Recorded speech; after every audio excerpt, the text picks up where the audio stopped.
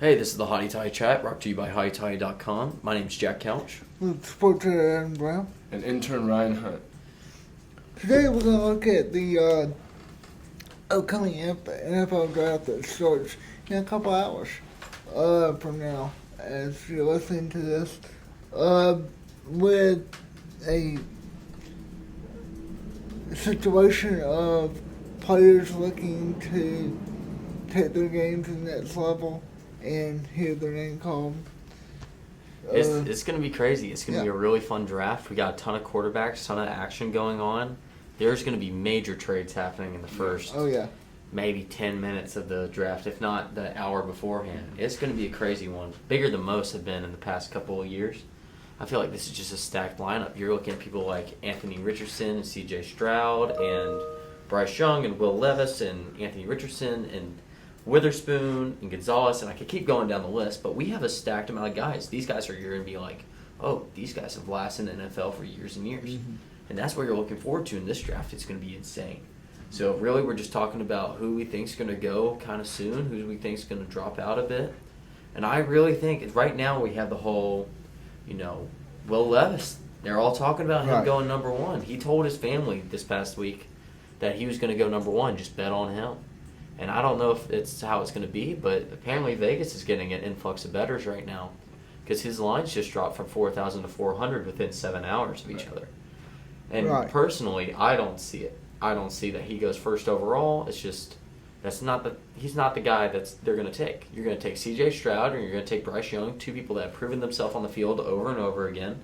And then after that, you have Anthony Richardson. And then after that, you got, even Stetson Bennett could be up there.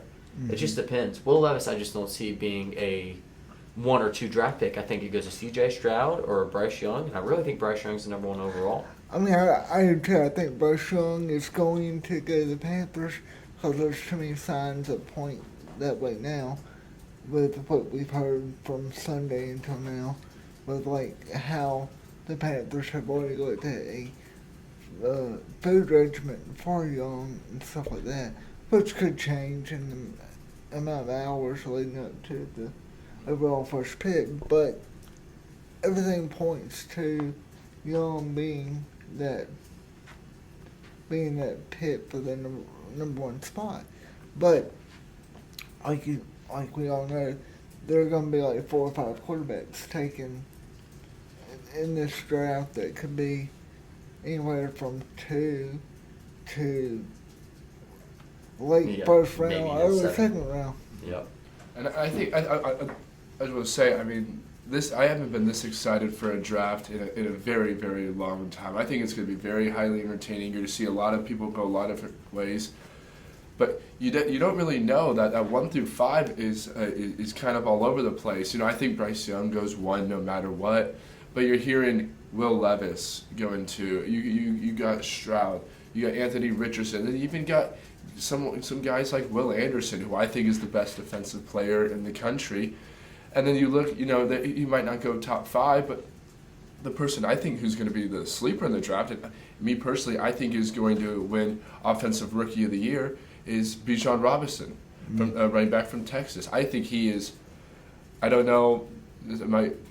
People might disagree, but I think he is the most talented player in this draft, and I think he will have the most successful NFL career out of all these guys. But it's very interesting what we've seen the last 7 hours and what's going to happen from now, while we're recording this on Wednesday, to what's going to happen a couple hours before draft night when it comes to Will Levis going number 2 overall, or Anthony Richardson or Stroud. But if I think you're the Texans, I think you take the easy pick. I get why you like Will Levis, but I think Stroud is like you said, has proven himself reliable. He can play in the big moments. He can play in front of big stadiums. He can play on the biggest stage in the country and perform. So I think it's no doubt that Bryson goes 1 and Stroud goes 2.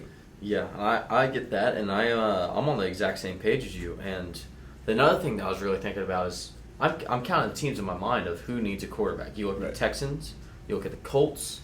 They're not playing Matt Ryan again, I'll tell you that right now. Mm-hmm. You're looking at, the Panthers, obviously. And then you even have Falcons being in that race somewhat. They don't want to go with Ritter. You have the Eagles who just traded for. You have Love behind, but you've never really. The Packers. Didn't mean the Eagles. Packers have Love behind, who you've never really seen play. Right. They might want to pick somebody up for a little bit of competition, and then even behind that, you got. I mean, you just looking around. You look at the Steelers, who haven't had a steady quarterback. There's a lot of teams. Even the Titans right now don't have a steady quarterback. Mm-hmm. That's 7 teams that are looking for that guy, and that's just a crazy market. I mean, we could see 7 quarterbacks go in the first round. It'd be the first time ever. The largest one that we ever had was 5 going in the first round. We have a chance to break that by 2 people. Mm-hmm. That's crazy to think about. And I can only name probably 8 or 9 quarterbacks going into the draft right now. So you're looking at 7 guys that we all know is that, hey, this might go here and this might go here. But then you look around and you go, okay, you need defense, that's fine, you drop one off. So you're looking, who are your 5 quarterbacks in this draft? They're going to go in the first round. Mm-hmm. And you know, Stetson Bennett's over in that, he's in that conversation as the 6th quarterback in. And you know, Hendon Hooker, exactly. Hendon Hooker's looking great. He's a phenomenal quarterback, and he showed that he has the arm, he's able to move, and he's able to press even after his injury this year.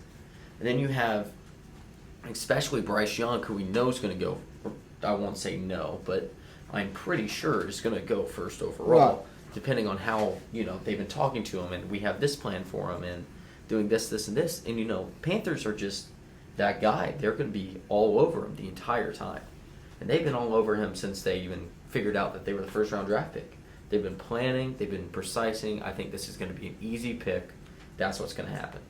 From then on, you look at a bunch of SEC guys going. We have a lot of linemen, especially like Broderick Jones, the offensive tackle. He's one of the best tackles that's coming out of Georgia since, you know, last year, 99, Big 99, who I forget his name right now. But I mean, they have great guys, and we're looking at people that need some offensive linemen. You especially look at defending for Devontae Adams, for he is, you know, having that over at the Raiders and being able to protect him. You have a bunch of guys going there, and we need that, and they need that for their young quarterback. And they also could take a quarterback. It would be bold, but they could. Please. Yeah. And I think you could. I think without a doubt, the record gets broken for quarterbacks. Not maybe in the first round, but in the draft in total. Because you even got a guy like Jake Haener out of Fresno State. He threw for 4,000 yards, 33 touchdowns, and 9 interceptions.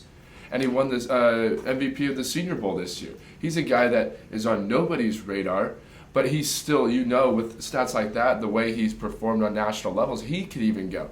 So I think you're going to see a wide variety of people all throughout. I think you got guys like the offensive tackle you said, and Jalen Carter, I think is so. Will Anderson's another one of those guys. Will Anderson's so talented. And then you even got guys like Darnell Wright from Tennessee, who I think is incredibly talented. Yeah, but I mean, this is just going to be a stacked draft for the SEC on top of everything. It really is. This is we are the football of football in the college football grand scheme of things. And that's just how we are. We're going to be dominant. We've been dominant for the past since 2007. We haven't been outdrafted by anybody. In 2006, we tied the Big Ten, and prior to that, we won the past 4. So essentially, from 2001, we have been the number 1 output of NFL draft picks. It's in 22 years now. 22 years. That's crazy. And you know, you're looking at this draft, and this is no different. This is us. We have the best players. We got the best players going. And now let's talk about a little bit about Ole Miss. We see some players, you know, of ours. I think we're going to go high second round. Mingo. Heath. Booker. Ethan Evans, I think, going in the low second, mid third. I think that's going to like his range. I'm feeling good. We might not have a first rounder. That's completely fine, but we're going to have a ton of second rounders. Well, I tell you, I mean, you say Evans high third, low second. Don't be surprised if he doesn't toy with that. High second, maybe low first round. Yeah, I know. He's if one of those somebody sneakies. needs a running back just for something. Yeah, and everybody's not been big on him because he wasn't able to go to the combine, and we only got to see him half speed at our draft day. Right. Or our pro day, but essentially what we're doing is that you look at Lane Kiffin, who's coached in the NFL, coached in the NFL. Yep. Called the longest field goal. Love that. But you look at him and he goes, yeah, he is made for the NFL. I think that he has a little weight to his name on that, just being like, hey, this guy's good. Jonathan Mingo, he's going to be a stud on any team. We talk about Mingo, and we all have, but I think it's time for us to talk about a little bit Evans.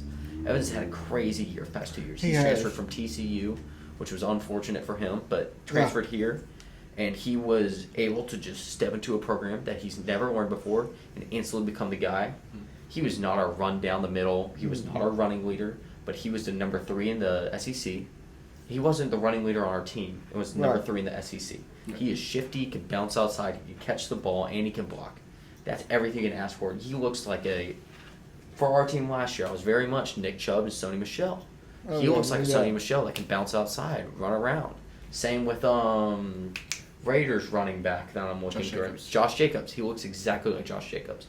He goes to the NFL, he's going to put on 20, 30 pounds, or they're going to be like, hey, you go gain some muscle, and we're going to have you bounce outside, and you're going to be running.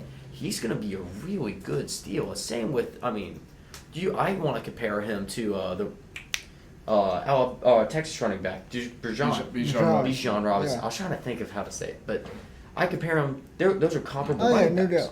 And now, just because he wasn't in the draft or in the combine, you're just like, oh, hey, this is a sneaky guy. We got 2 very sneaky guys on our team. They're going to make huge differences, and that's what's awesome about Ole Miss right now. Let's go back to Booker for a second. Yeah. If you look at Booker, this year he's just shown that he can play pretty much anywhere on the line. Oh, yeah. Which is going to be a big advantage for anybody who takes him.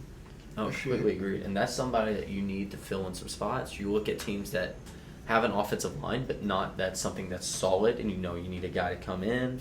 And offensive linemen have the highest injury rate, especially in the NFL. And that's just how it is, and that's how it works. So you're looking at teams like the Bengals who need that guy to be able to go, hey, he's hurt, you're in. Because you know every play, you know every position, and he's smart enough to go do that. Right. And you're looking at, I'm looking down the list of teams right now. And what about the Jets? I see the Jets. They could theoretically take him, but I think that he's going to be a second rounder to the Jets fake thing. But still, if you're a second rounder to the Jets, it's pretty good. Let's put this out. Your quarterback this year is going to be Aaron Rodgers. Yeah, it's pretty sweet. So, that would be pretty sweet. And you get to go meet some other Rebels up there. Yeah. It's going to be sweet. And then you have, that team camaraderie coming right into it. Right. I think without a doubt, the Jets, if you're the Jets GM right now after the amazing trade you pulled off in getting Aaron Rodgers, I think you absolutely go get a rookie, especially someone like Mingo. I think Mingo is very talented. He's someone that Rodgers likes when you look at compare him to a Randall Cobb in years past, and I think that's something that the GM for the Jets will absolutely love in getting a rookie receiver to fit with him. Yeah, and you go and you look at him being able to go up with Elijah Moore, and they have team karate right here, and you know that those two know each other, and they're talking and in cahoots. You gotta be like Elijah Moore goes up, hey Rodgers, I have a guy that looks exactly like Antonio Brown and AJ, and you go, hey, he's gonna be just as good as these other guys. Let's go get him. And Roger goes, this new kid's absolutely right. Let's take him. Yeah. And let's just backpedal real quick. What did you think about the Aaron Rodgers trade? Just while we're on the topic, let's talk about it. That's what I wanted to go to. For me, it's one of those situations. Aaron is in his Aaron's Aaron. He's got 2 or 3 more years at most. So is this a move? I don't want to compare it to Brett. That when Brett did this. Yeah. But I'm not going to. But is it a situation to where come January we're talking about him playing for Super Bowl in February? Yeah, and I don't know if that's the case just because of the Jets are the Jets, and they're always going to be the Jets, and that's just how it is. But I really do. I want to talk about this trade, and what I say is I don't know is Aaron Rodgers, he does crazy things all the time. Yeah. It's hard to judge him. I don't think it's like Brett Favre because I think this is more of a Tom Brady of I don't think we're going to be able to cooperate anymore, and I got to go make sure my legacy lives on, period. Yes. And this is just like Tom Brady did. I'm going somewhere else to win a Super Bowl in 3 years and be like, hey, I'm going to go down as one of the greatest of all time. And that's why he made this trade. And that's why he requested this because he wasn't getting anywhere with the team that he was on for 20-plus years. Now, let's talk about the trade. I think that the Packers won this trade by they did. far. No doubt. They crushed it. I feel bad for whoever. I don't know who the Jets GM is, but I just feel like it was a bad trade all around. And, that's Rodgers being like, hey, I want this. And that's fine. And if he stays on the Packers, that's fine. But he's been going for a trade. He's the same as other people have gone, hey, I want to trade every offseason. He's like, no, I'm going to stay on my team. I'm going to be a Packer for life. Now it's finally happened. You're looking back. He got 2 conditional draft picks and 3 normal draft picks out of it. I mean, they got a steal for a player that they didn't really want anyway. That's what's nuts. He is one of the best quarterbacks of all time. I'm not arguing that. It's the Green Bay Packers were ready to move on and start somebody else at quarterback. And I've known this for a while. But that trade just stuck out to me of being like, wow, I cannot believe that happened. And I think it was part of a move, kind of like what Brady did going to Tampa. They're going to sell their soul for 3 years, and they're going to give up anything they can to get a title. Close to a Super Bowl or play in a Super Bowl. Something Jets fans have not seen for a very, very, very long time is being a contender. Now you got your core piece, and you saw it when Brady went to Tampa Bay. People want to play. You got guys that are free agents that want to come play. Who wouldn't want to go live in New York City and play for Aaron Rodgers and play at MetLife every Sunday? Yeah. It's hard to say no. You got young guys like Garrett Wilson, Sauce Gardner. Sauce, yeah. I mean, who's legit? Let's say they go get a receiver, and then you put it with Aaron Rodgers. Plus, you got a bunch of free agents, guys like Odell Beckham Jr. You got other guys around the league. I can't come up with any names right now, but you got guys from around the league that are free agents that are going to want to come play with a Hall of Fame top 10 all-time quarterback. That reliance is going to be there. Yeah. You're going to we can say the Packers won the trade in the future, absolutely. But I think this is a move on the Jets' part. We're going to sell our soul. We're going to sell our everything we got, and we're going to go compete for a Super Bowl in an AFC division that they can easily win now. Oh, no doubt. Easily, which is really sad to say. Yeah. But yeah, that's just the Jets are they're making moves. I see them trading around this draft too and trying to get some picks back. I honestly could see them trading out the first round just to get some picks back in the second and just build this team around. Especially if I'm the Jets right now, I'm like, yeah, let's get them some weapons. Let's make sure we get them weapons. We make sure we get them protection. Let's trade out of the first. I want 2 second-round draft picks this year, which I think 4 teams have. Right. And then you go, hey, I got 2 extra draft picks on top, so I'd have 3 second-round draft picks this year for my first rounder. Let's build a team around. And again, sell my soul, and this is what's going to happen. And then on Thursday night, you can sit back. You can sit back and watch the fireworks. Watch fireworks happen. Yeah, you sit there and you mark names off your list, and you look at the head coach, which I do not know because I'm not a Jets fan. And you go, hey, we're doing this. This is what's going to happen. This is Moneyball. We got you the quarterback that you wanted. Now it's time to build a team around him. Yep. It's not going to be this first rounders are going crazy high. Right. But it's going to be people that we think is going to be able to make movements and momentum and build this team around him to have that depth of field. In that way, you can also build your salary cap as you're going into the second round. You're not spending that first round money. Yeah, exactly. And I think that they're going to gobble up almost every person that goes in free agency this year. Yeah. It's going to be a fight all be all easily. And that's what's going to be fun about it. I'm really excited about this draft. Right. And that's it. Yeah, that's really all I got to say on the draft today. Yeah, I mean, you sign they're not going to have to pay him a whole lot. No one's going to pay OBJ. We saw it last year. No, so what? You sign him to a 2-year, $12 million deal? I was saying 5. Maybe $2.5 million a year for 2 more years. 2 years, $10 million. You have 5 a year. There's someone so he'll do that, and then I think he's still a good receiver. I think he'll play well. Who knows? You never know. 50-50. But still, it's a guy on your team that's known. It's a guy that's going to get people to come in and watch. Everyone's going to want to come watch OBJ and Aaron Rodgers playing together with Breece Hall and Garrett Wilson, and it's going to be a team that people are going to come watch. Yeah, it's going to be good for the Jets. They did terrible this past year, and especially with Zach Wilson, who I just wanted to touch on too. He is quote unquote said, "I'm going to give that man hell in practice." Mm-hmm.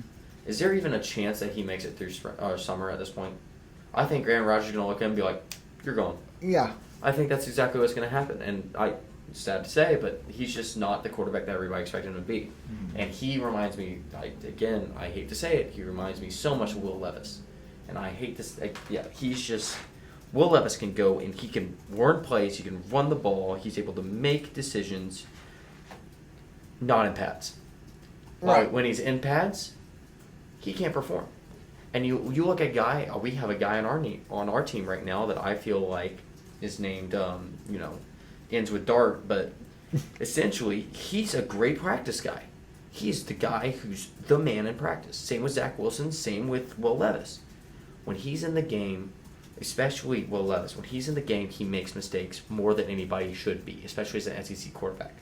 You look at the Ole Miss game this past year, he fumbled the ball, he broke his finger, he was able to not escape the pocket. We had a three-man rush the entire game, and he got sacked 7 times. Right. I don't know if that's not an offensive line. Kentucky's known for having that offensive line. That's him making not good decisions on the field, and that's why I see.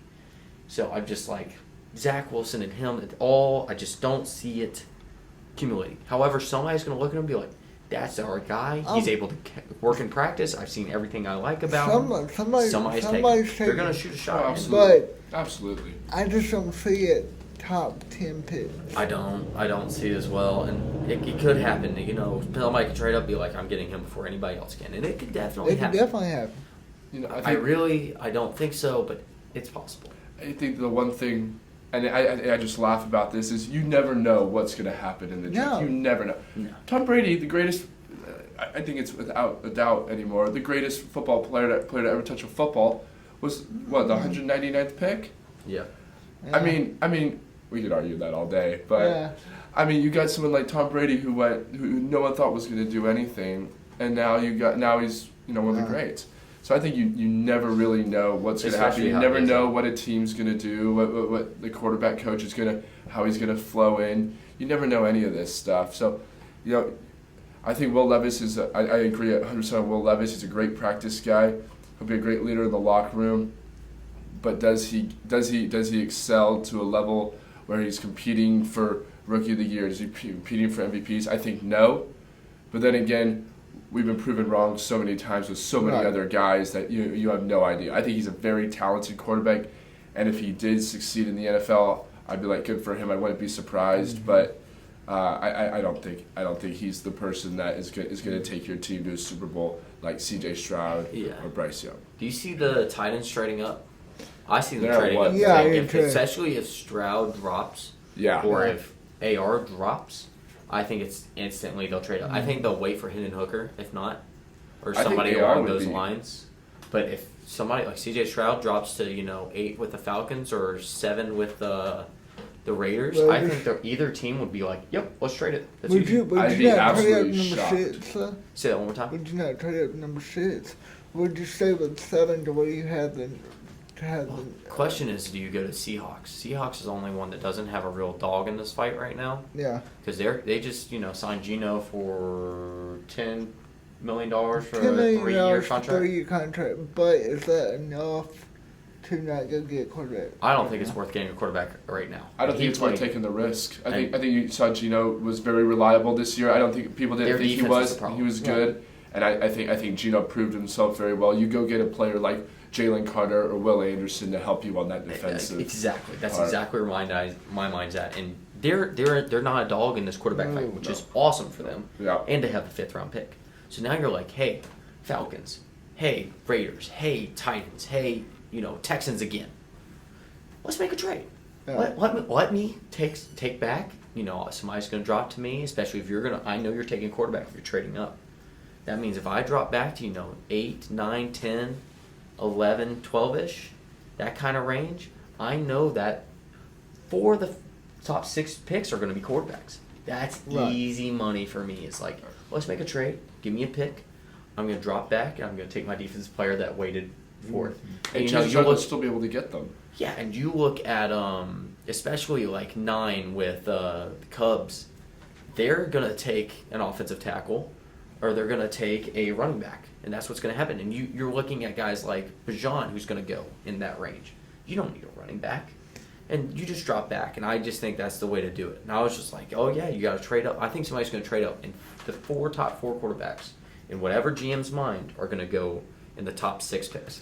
Do y'all see a running back go in the top 10? Yes. You see Bijan go 10 or 9. Yeah, you see Bijan. I like that. Maybe to the Falcons. Yeah. God, I hope not the Falcons, but maybe to the Falcons. Major Falcons fan. We don't need them. Get us some linemen. Mm-hmm. And if not, he goes to the first available team that needs a running back. I think he's the first running back taken off the board. I completely agree. Without a doubt. There's too many defensively good linemen to take over Bijan. I mean, he will not go in the top 6. I can guarantee that I'm guaranteeing that right now. He's a great player. He's one of the best running backs I've seen come out of college. It's just not what people need right now. And I think the one thing but GMs love about him, and I've read a lot about him, is his maturity. His grandfather and dad were both referees in college and the pros. So every time he scores a touchdown, he hands the ball straight to the referee. His maturity for being so young is something that these NFL GMs will eat up, because a lot of times you see these guys and they get drafted very highly. They get their big checks and they go spend it like crazy. I think someone or act very dumb, like Henry Ruggs. But I think you're going to see someone like Bijan Robinson, who's very mature for his age, and NFL GMs will love that in their locker room and love that on and off the field. And I think that he's a great fit for especially the Raiders right now, just having a backup guy, and he's able to learn for a year and then go. If I could see the Raiders, the Falcons, the Bears, and the Titans all taking him. Mm-hmm. All those teams would die for that. They have maturity in the locker room. He's going to be able to do his own thing. I mean, that's just going to be unprecedented for them for a first-round draft pick. He's going to get the big money. Let's be honest. Mm-hmm. He's going to go and be like, I'm going to save this while I'm young, and I'm going to play as much as I can, and then I'm going to go retire. Yep. And he's again, emotional maturity. I've heard unbelievable stories about him and how mature he is in the locker room, on the field, and how, he just is.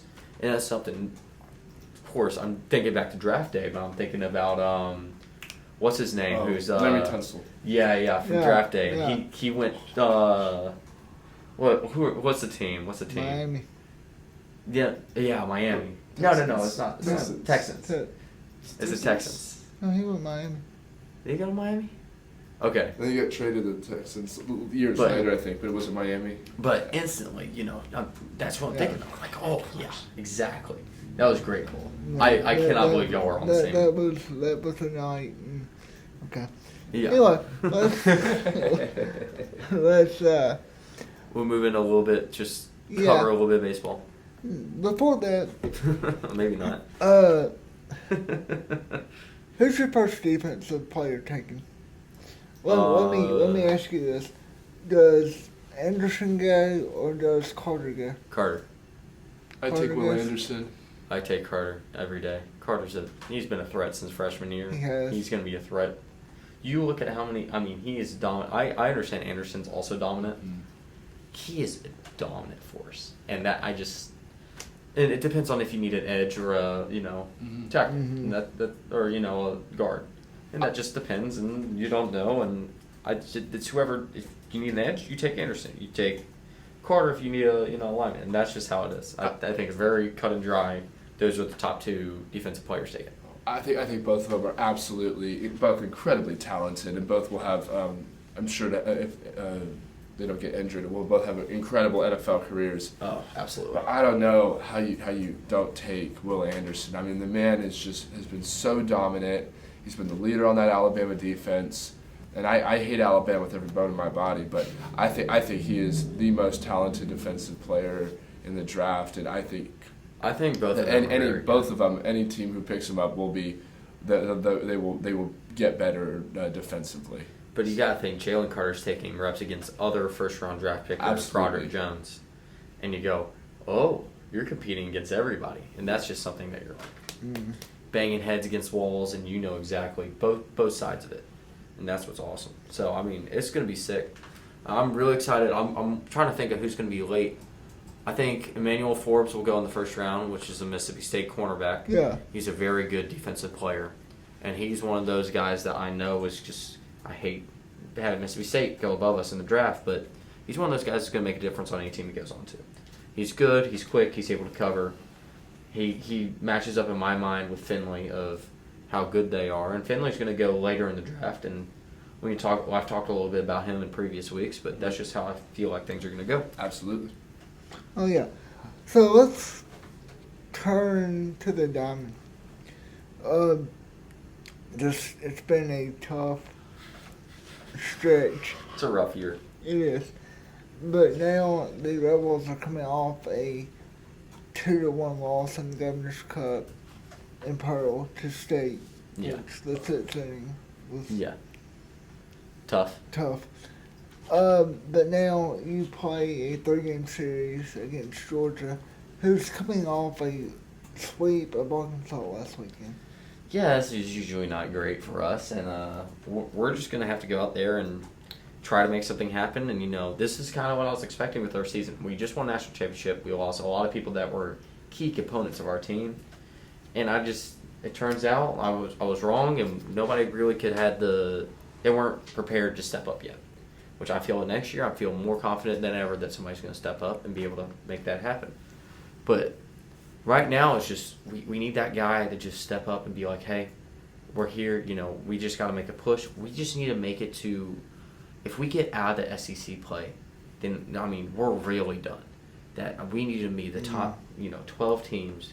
And if we're 13 or 14, we have to win this weekend. We have to sweep. That's what happens. If we sweep Georgia, they're below us.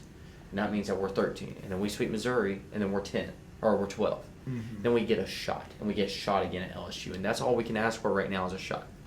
Because right now, with our record and the amount of games that we play, even if we sweep and run the rest of the season, it's even debatable that we'd be the 64th team into the playoffs. Right. So we really have to go win the SEC to even have a shot.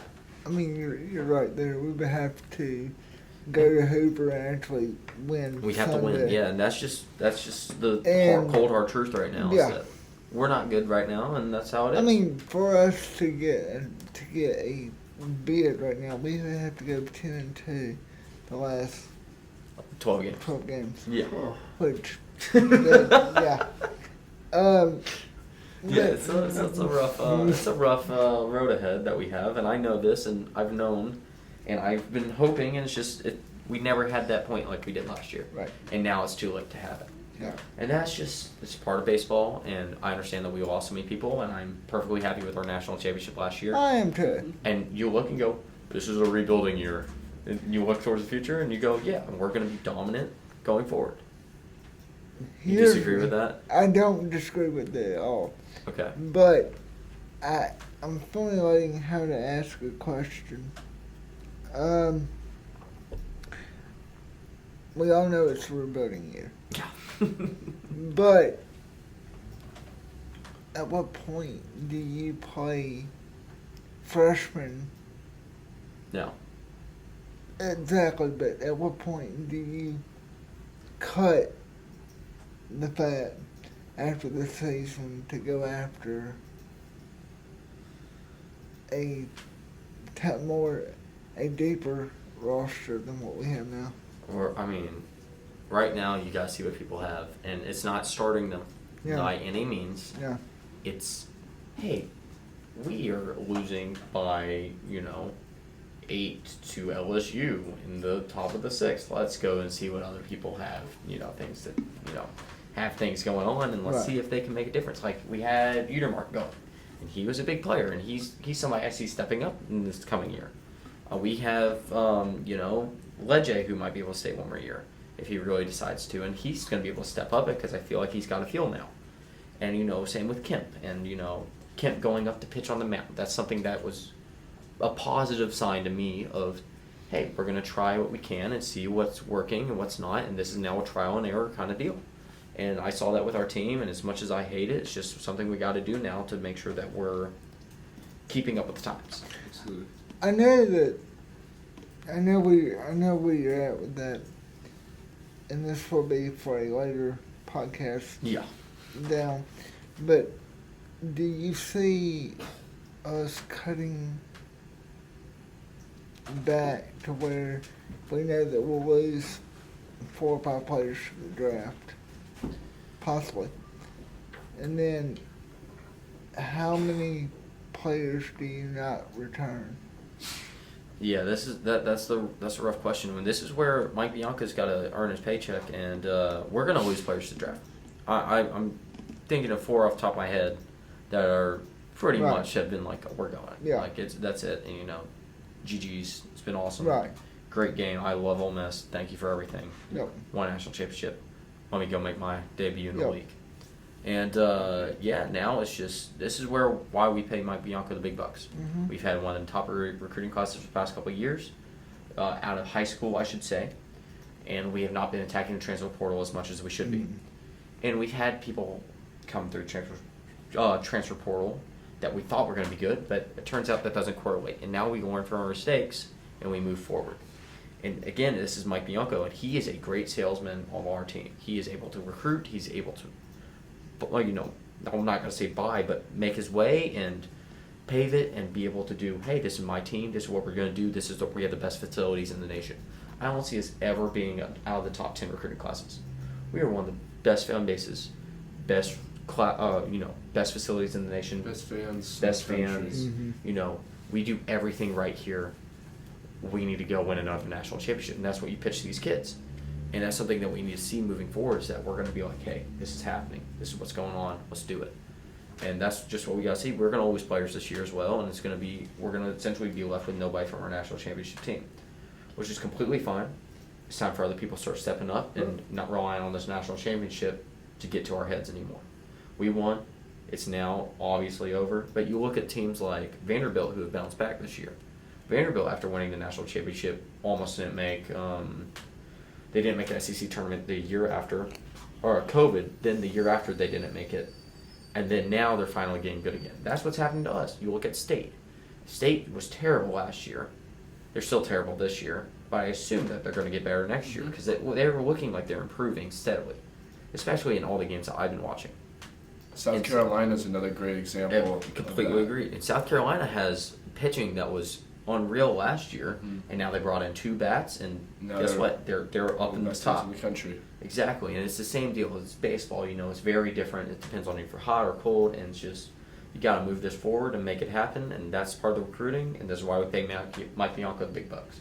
Because right now we all know that he's the recruiter, and he's one of the best recruiters Ole Miss will ever see in the history of Ole Miss, and that's what he gets paid for, and that's what he's going to go do, on top of being a great coach. So that's my statements about baseball right now, and it's a tough scenario to feel like, especially I'm a senior right now, so it's tough for me. I'm like, man, couldn't have won it back to back, really?